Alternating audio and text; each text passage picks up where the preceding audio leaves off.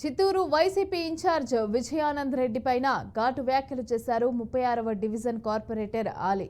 ఇక వైసీపీని clean sweep చేసే విధంగా చిత్తూరులో కార్పొరేటర్లందరూ కూడా మూకుమ్మడిగా ఆ పార్టీకి రాజీనామాలు చేసి తెలుగుదేశం పార్టీ తీర్థం పుచ్చుకున్నారు. దీనంతటికీ కూడా కారణం వైసీపీ ఇన్ఛార్జ్ విజయానందరెడ్డి అని డివిజన్ కార్పొరేటర్ ఆలీ తీవ్ర వ్యాఖ్యలు చేశారు.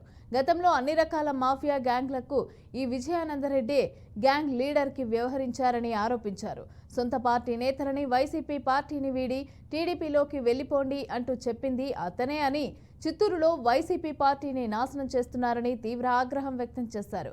గత ఎన్నికల్లో చిత్తూరులో వైసీపీ ఓడిపోవడానికి ఈ విజయానందరెడ్డి ప్రధాన కారణమని పేర్కొన్నారు.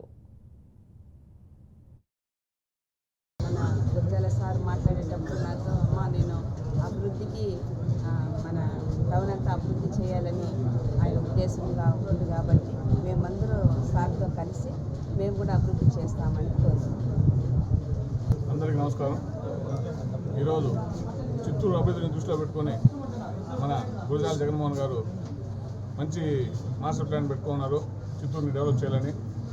అతని దృష్టి అంతా నేను 25 ఏళ్ళ ముందు చూసిన చిత్తూరు లాగానే ఉంది రాజేష్. అయితే దీన్ని ఏదో విధంగా ఖచ్చితంగా డెవలప్ చేయాలి.